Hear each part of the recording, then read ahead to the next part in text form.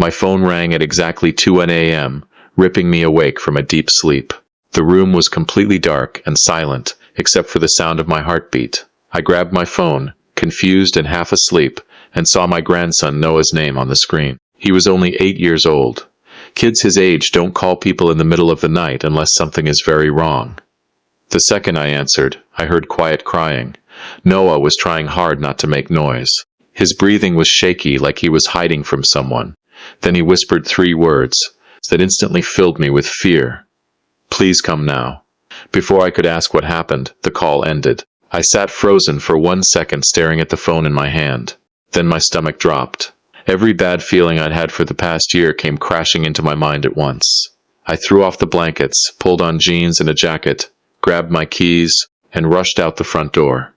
The cold night air hit me hard as I ran to my truck.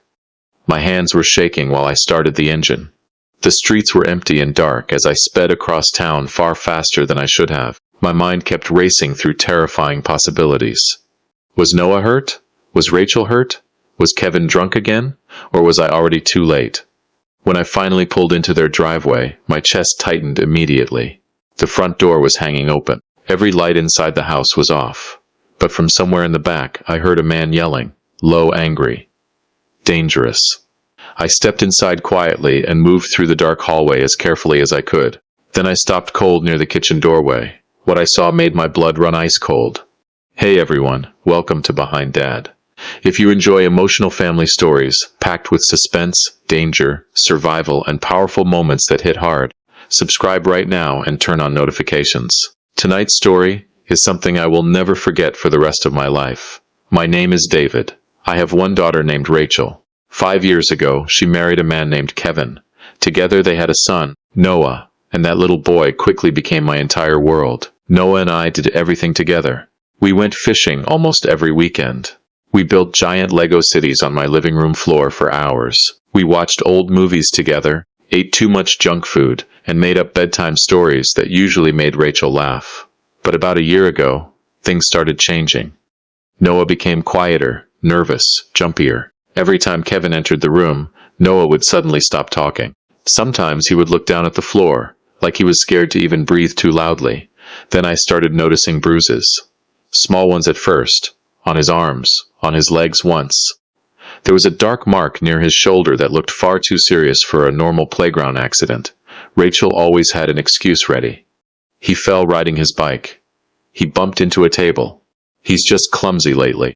But a father knows when something feels wrong.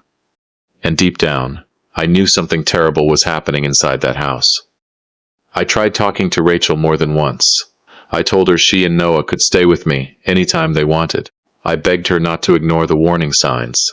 But every single time, she defended Kevin. He's stressed from work. He's trying. He only gets angry sometimes. Still, the fear in Noah's eyes told a completely different story. That's why when he called me at 2 a.m., I didn't hesitate for even 1 second. Standing in that dark hallway, listening to Kevin scream from the kitchen, I prayed harder than I ever had before. Please let me not be too late. Kevin's voice suddenly exploded louder through the house. He was drunk, completely out of control. He screamed horrible things at Rachel while slamming something against the counter. I could hear Rachel crying softly between his yelling. Then I heard a loud smack. Right after that came Rachel's painful cry, and then Noah shouted in terror, "Stop hurting Mommy." Something inside me snapped right then. Every moment of doubt disappeared, every bruise, every scared look, every excuse. It all became crystal clear. I moved closer and looked into the kitchen. Rachel was backed against the counter crying. Kevin stood over her with rage all over his face. One hand was clenched into a fist. Noah was curled under the kitchen table, shaking so badly, it broke my heart. Then Kevin noticed me standing there. For 1 second, the entire room went silent. "What the hell are you doing here?" he screamed. I didn't yell back. I kept my eyes on Rachel and Noah and said calmly, "Come here, both of you. Right now." Rachel looked at me with tears running down her face. But this time something was different. For the first time in years, she looked ready to leave. Kevin completely lost his mind. He stormed toward me screaming that I had no right to be there. He called me names and threatened to call the police. But I didn't move. Not even an inch.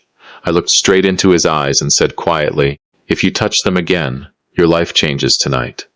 Rachel grabbed Noah and quickly moved behind me. Kevin tried to go after them.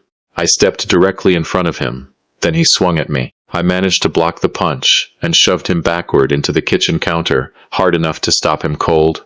The tough attitude disappeared from his face instantly. Now he looked nervous, scared even. I told Rachel to take Noah to my truck immediately. The second they ran outside, I pulled out my phone. I recorded everything. I told him. His face changed again. "You're lying," he snapped. "No," I said calmly. "And the police are already coming." For the first time all night, Kevin didn't have anything to say. I looked directly at him and made one thing very clear. "If you ever go near my daughter or grandson again, I will make sure you lose everything." Then I walked out of that kitchen and followed my family into the night. The drive back to my house was painfully quiet. Rachel cried almost the entire way there. She kept apologizing over and over for not listening to me sooner. Noah sat in the back seat, holding my hand tightly the whole ride. At one point he whispered something so quietly I almost missed it. "Thank you for saving us, Grandpa."